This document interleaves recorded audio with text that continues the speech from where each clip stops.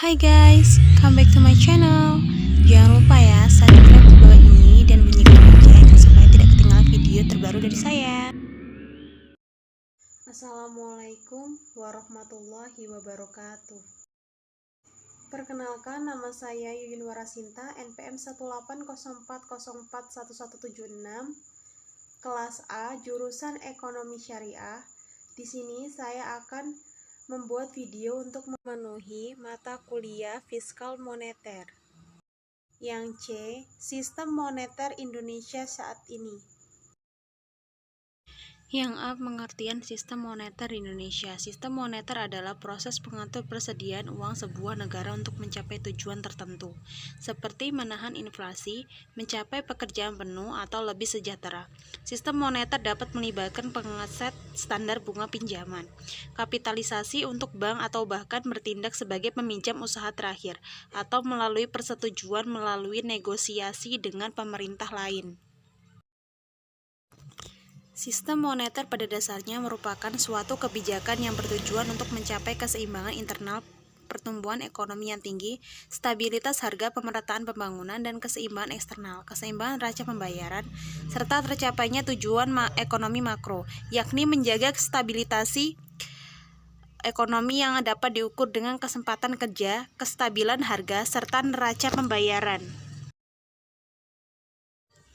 Yang B, fungsi pokok otoritas moneter. Fungsi pokok otoritas moneter diantara lain menciptakan uang kertas dan logam, menciptakan uang primer, memelihara cadangan devisa nasional, mengawasi sistem moneter. Sedangkan fungsi utama sistem moneter antara lain adalah menyelenggarakan mekanisme lalu lintas pembayaran yang efisien sehingga mekanisme tersebut dapat dilakukan secara cepat, akurat, dan dengan biaya yang relatif kecil.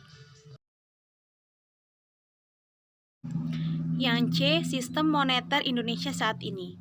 Kebijakan moneter Indonesia sampai saat ini pada dasarnya masih menggunakan paradigma lama yang mengandalkan mekanisme transmisi kebijakan moneter melalui pengendalian jumlah uang beredar dalam mempengaruhi kegiatan ekonomi. Pertama, reformasi yang dilakukan pada sektor keuangan dan perbankan telah mendorong tumbuh dan berkembangnya inovasi produk-produk keuangan baru. Dengan berkembangnya produk tabungan dan ATM, misalnya, sekarang sulit membedakan jenis rekening simpanan yang ditujukan untuk keperluan transaksi ekonomi dengan untuk maksud tabungan.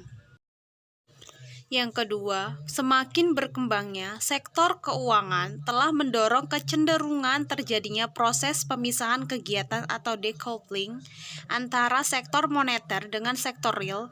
Kini uang tidak lagi dipandang sebagai alat pembayaran, akan tetapi juga sebagai komoditas yang diperdagangkan.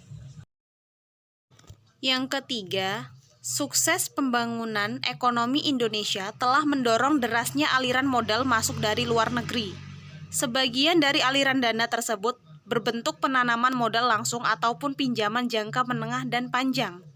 Akan tetapi, sebagian lainnya berupa pinjaman dan investasi portofolio pada berbagai surat berharga berjangka pendek. Yang keempat, dan yang paling mendasar, sistem nilai tukar kita telah mengalami perubahan dari sistem mengembang terkendali dengan rentang terintervensi menjadi sistem nilai tukar fleksibel.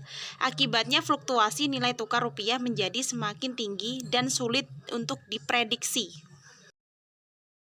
Yang D, jenis-jenis sistem moneter.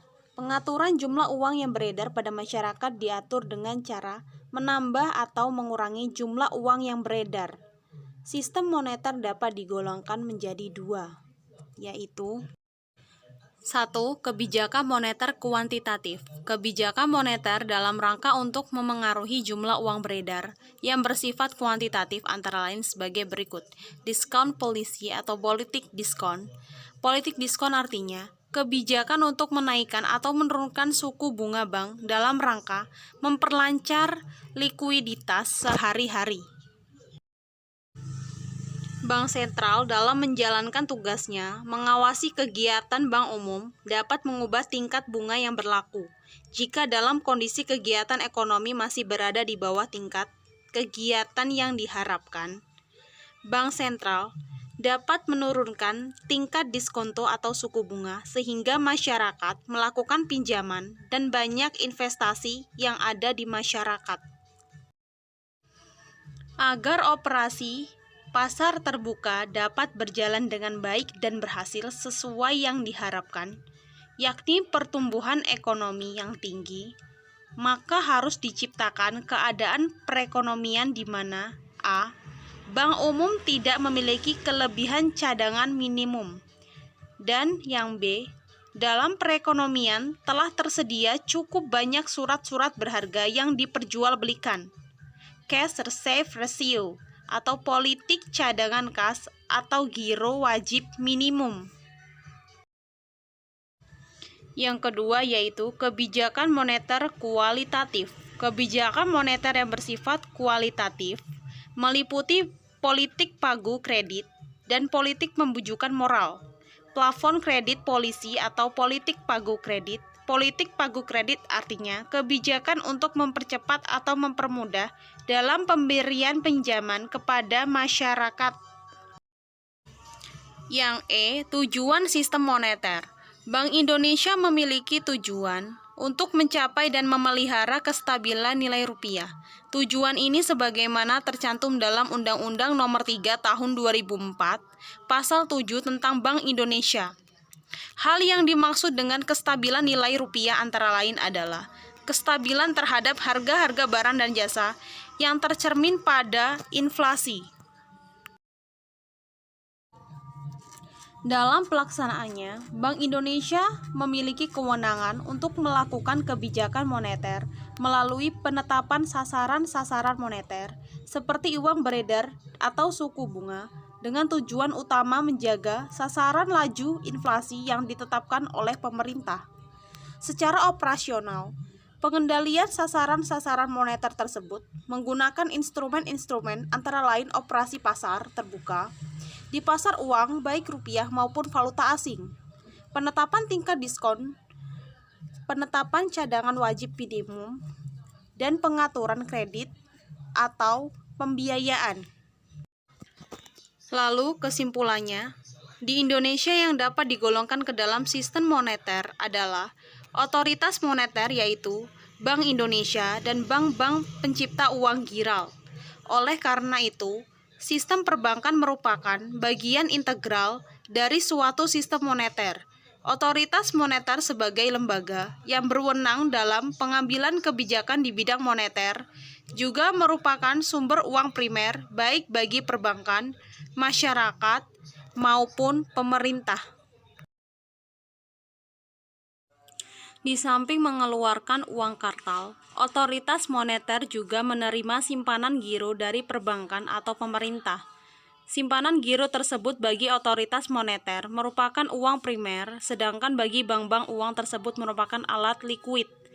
Dalam kaitan tersebut, semua bank diharuskan memiliki rekening giro pada bank sentral dan mewajibkan setiap bank mempertahankan sejumlah tertentu dana rekening gironya tersebut di Bank Indonesia sebagai bank sentral. Fungsi giro tersebut pada dasarnya adalah untuk memperlancar transaksi antar bank melalui mekanisme clearing di samping sebagai alat kebijakan moneter dalam rangka pengendalian jumlah uang beredar. Apabila kestabilan dalam kegiatan perekonomian terganggu, maka sistem moneter dapat dipakai untuk memulihkan atau tindakan stabilisasi. Pengaruh sistem moneter pertama kali akan dirasakan oleh sektor perbankan yang kemudian ditransfer pada sektor real. Sistem moneter adalah upaya untuk mencapai tingkat pertumbuhan ekonomi yang tinggi secara berkelanjutan dengan tetap mempertahankan kestabilan harga. Wassalamualaikum warahmatullahi wabarakatuh. Terima kasih sudah menonton video ini. Jangan lupa like sama komennya ya.